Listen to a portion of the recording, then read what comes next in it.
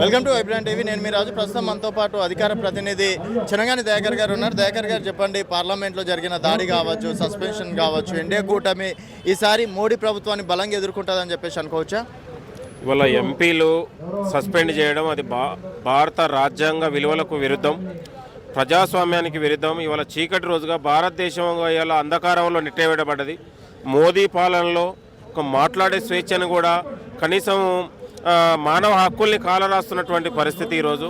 కాబట్టి మోడీ హఠావో దిశగా దేశ ప్రజలందరూ కూడా సిద్ధం కావాల్సిన అవసరం ఉంది. ఇవాళ భారతీయ జనతా పార్టీ ఆర్ఎస్ఎస్ ఉన్నటువంటి ఒక మత ఛాందస ఆలోచనలతోని భారతదేశం మొత్తం కూడా అంధకారంలో నెట్టబడ్డది. మనిషిని మాట్లాడుకోలేని ఒక స్వేచ్ఛను హరిస్తూ ఉన్నారు. ఇవాళ నిన్నగాక మొన్న పార్లమెంట్లో దాడిని కావచ్చు, ఇవాళ పార్లమెంట్లో ఉన్నటువంటి ఎంపీలు సస్పెన్షన్ కావచ్చు. అంటే పార్లమెంట్లో మోడీ విధానాలను బీజేపీ ఉన్నటువంటి లోపాలను ఏదైతే చూపించినందుకు కూడా ఇవాళ ఎంపీలను సస్పెండ్ చేయడం అంటే ఇది దేనికి నిదర్శనం?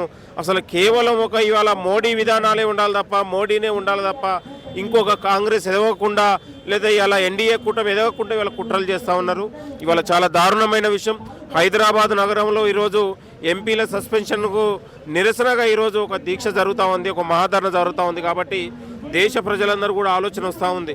ఇవాళ తెలంగాణలో కాంగ్రెస్ అధికారంలోకి వచ్చినలాగా ఇవాళ దేశవ్యాప్తంగా యువత కానీ, నిరుద్యోగులు కానీ, ఇవాళ చదువుకున్న యువత కానీ, మొత్తం కూడా రైతులు కానీ, రైతుల మీద నల్ల చట్టాలు తీసుకొచ్చి ఇలా రైతు వ్యతిరేకంగా ఇలా మోడీ నిలిచాడు. కాబట్టి భారతదేశ వ్యాప్తంగా మొత్తం కూడా ప్రభుత్వం ఉన్నటువంటి సంస్థల్ని మొత్తం ప్రైవేటు పరం చేసి ఇవాళ ఆదాని అంబానీలకు భారతదేశ సంపదను దోచిపెడుతూ ఇవాళ ఏదైనా ప్రశ్నించే వాళ్ళను ఇవాళ కాంగ్రెస్ పార్టీని ఇవాళ ఎంపీలను పార్లమెంట్లో లేకుండా సస్పెండ్ చేయడం అంటే ఇవాళ మోడీ ఉన్నటువంటి అవినీతిని ఇవాళ బీజేపీ అవినీతిని లేవనెత్తినందుకే సస్పెన్షన్కు వేటు వేశారనేది కూడా ఈ సందర్భంగా. సార్, రానున్న రోజుల్లో ఎన్డీఏ కూటమిని ఢీ కొడుతుందని చెప్పేసి అనుకోవచ్చా ఇప్పుడున్న పరిస్థితుల్లో?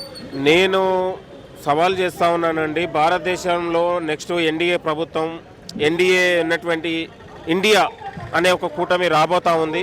దానికి ఎన్డీఏ ప్రభుత్వం కూలిపోతూ ఉంది, మోదీ కూలిపోతూ ఉన్నాడు.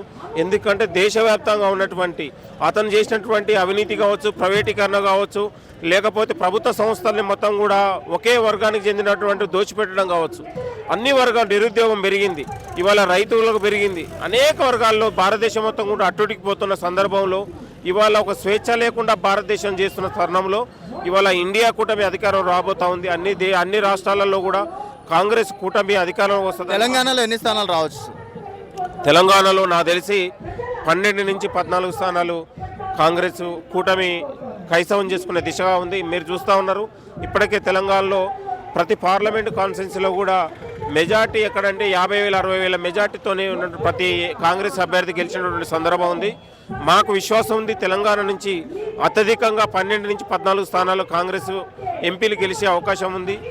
మనం ఇప్పుడు ఎవరికి సీట్లు ఇచ్చే అవకాశం ఉంది సార్? స్థానాలు ఎవరికి ఇచ్చే అవకాశం ఉంది? యువకులకా, లేకపోతే సీనియర్లకా, లేకపోతే ఓడిపోయిన వాళ్ళకా మీ అంచనా? నేను అంటా ఉన్నాను, సామాజిక వర్గ సమీకరణలతోని ఇవాళ పెద్దపీట వేస్తూ ఉంది కాంగ్రెస్ పార్టీ.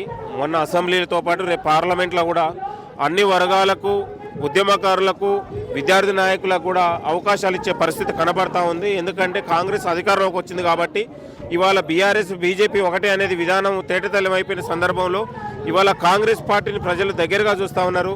కాంగ్రెస్ ఉన్నటువంటి విశ్వాసం ఉంది. కాబట్టి కాంగ్రెస్ పార్టీని తప్పకుండా పార్లమెంట్ ఎన్నికల్లో గెలిపిస్తారనే విశ్వాసం మాకుంది. మొత్తానికైతే తెలంగాణలో కావచ్చు, దేశంలో కూడా కాంగ్రెస్ పార్టీ ఇండియా కూటమి గెలవడం ఖాయమని చెప్పేసి కూడా దయాకర్ గారు అంటున్నారు.